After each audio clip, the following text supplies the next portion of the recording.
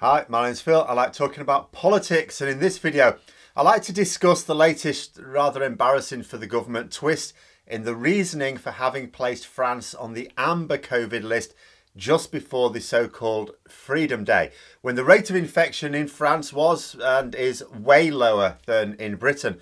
But first, if you'd like to be notified of daily news and politics, please subscribe to the channel and click the bell notification icon. So the government's COVID response has always seemed to be politics first, an attempt to protect the economy that actually ends up making it much weaker second, and then science a very distant third. So distant, in fact, that it hardly seems worth giving it the bronze medal.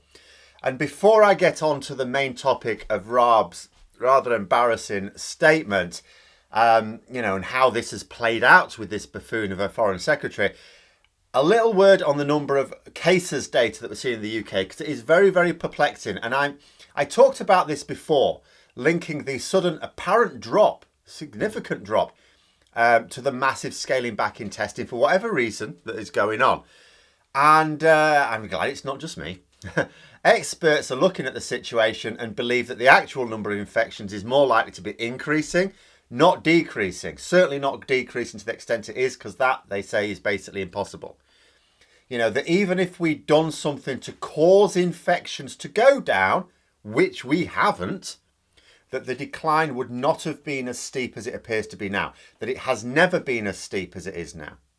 And that's quite worrying, because if people think things are getting better and therefore the way people are behaving is fine, because it's not just me that's noticed this. There's other people that have told me, when Freedom Day came in, they went to the shops. They were quite heartened by the fact a lot of people wearing face masks still.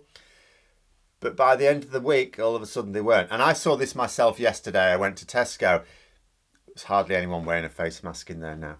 And Tesco are actively encouraging it, but it's just not happening. And, so if people think things are getting better when they're actually getting worse, that's going to mean it's going to get a lot worse than otherwise would have been the case, because people are behaving with a lot less caution. So how are we going to know one way or the other? Well, and this is just my thought, but I think it's an obvious one. I reckon the hospitalisation and deaths data will tell us. They all follow, there's a link. Hospitalisation data lags behind cases, of course, and deaths lags behind hospitalisations. If this is a genuine decline in cases, then both of those figures will also decline after a suitable period of time, over the next few weeks, basically.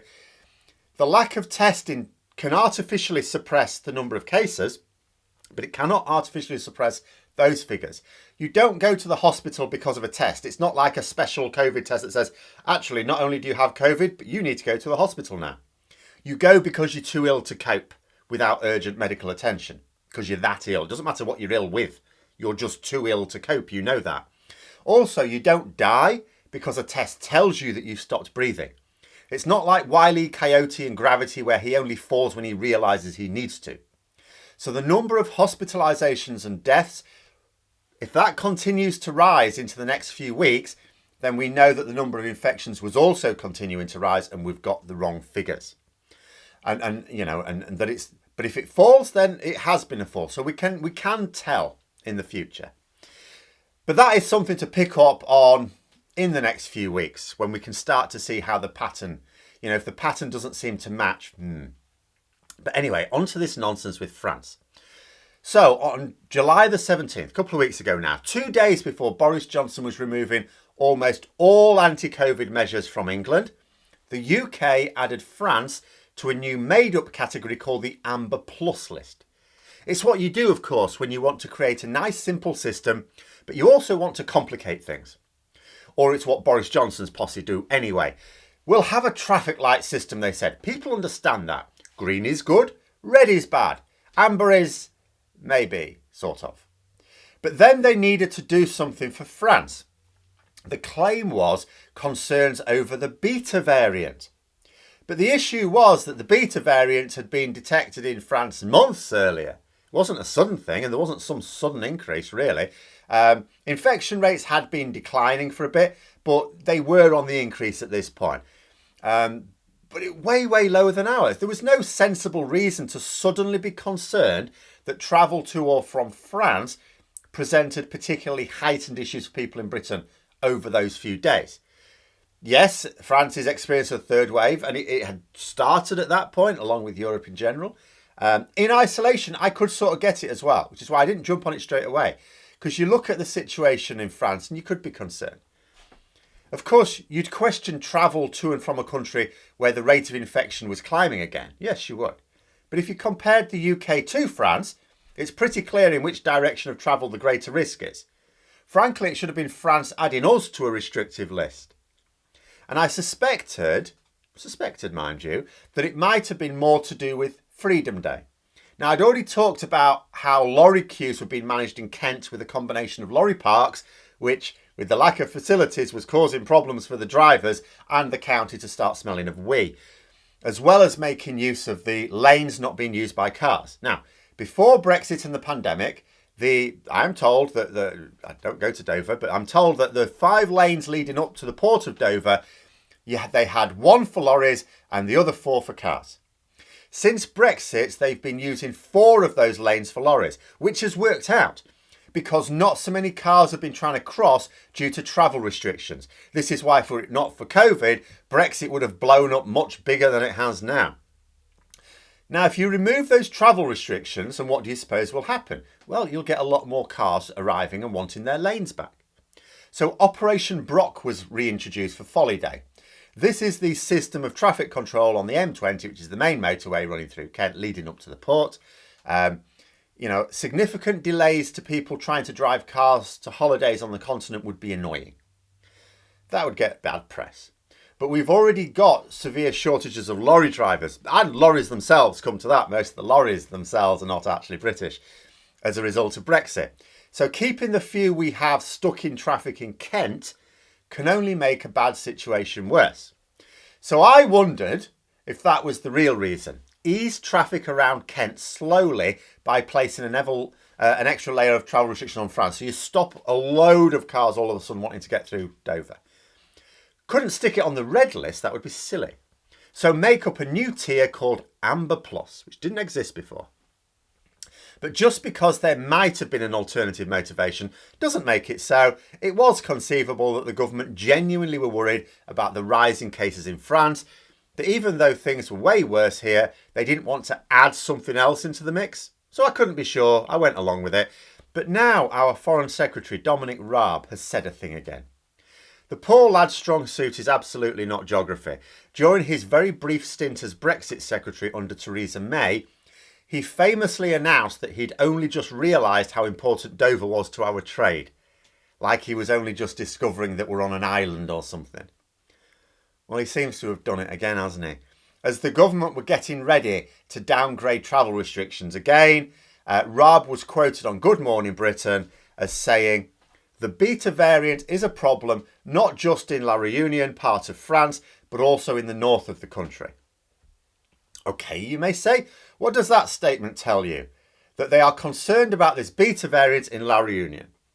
By saying it's not just an issue there, but in the north of the country as well, he seems to be suggesting that it's in the south of France. But it isn't. In fact, he says it's in part of France. It's not in France at all. It's actually nowhere near France. La Réunion, turns out, is a little island on the other side of Africa in the Indian Ocean. So what our Foreign Secretary has told the nation is that we put France on this new Amber Plus list because of a variant on a little island 6,000 miles away from either of us. And I know what some will say. Well, be fair, Phil. I bet you didn't know where La Réunion was either. No, I'd never heard of it. I don't think I've ever heard of it in my life. The only small islands I'm familiar with, apart from the ones immediately around Britain, are the ones who play rugby or cricket at international level, quite frankly. Under normal circumstances, I don't expect anyone to know the names or locations of many of these small islands in the world, not even Dominic Raab. I do not expect MPs, upon being promoted to the role of Foreign Secretary, to sit down with a map of the world and learn it all. But it might be nice if they at least could point their own country on there. Where this ignorance is not acceptable is that the government have said that their Amber Plus decision was based on the beta variant in La Réunion. At that point, he said it, he should know where it is. How is it possible to make such a decision without actually knowing where it is? And it's not like he was on his own with this one. He has experienced officials in the Foreign and Commonwealth Office who can tell him everything he needs to know about every square metre of this planet. Such a cock-up should not have been possible on live television. The Foreign and Commonwealth Office is actually world famous for knowing its stuff. The idea that he didn't have the right information would be laughable. In my opinion, this highlights two serious issues. One, another senior member of the government is not preparing themselves properly for engaging with the public. They're not learning their stuff. It should be inconceivable that a cabinet minister could have made this sort of mess if they were working with their very knowledgeable officials properly. And secondly, it means they've lied about the reason for adding France to the Amber Plus list. Up until I saw that quote, I was prepared to believe that the government might just have been genuinely concerned about the rise in cases in France.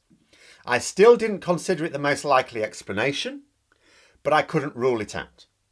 But now that the government have added some detail to their reasoning, and that detail is a clear lie, then I revert back to my original suspicion. Again, just a suspicion, but if a minister tells an obvious lie, then you are compelled to believe that a more shady explanation is the more likely, aren't you? But those are my thoughts. Let me know yours in the comments below. Hope you found the video interesting. If you did, don't forget to click the like button. If you'd like to support the channel further, please also click the Patreon link for details. And until next time, I'll see you later.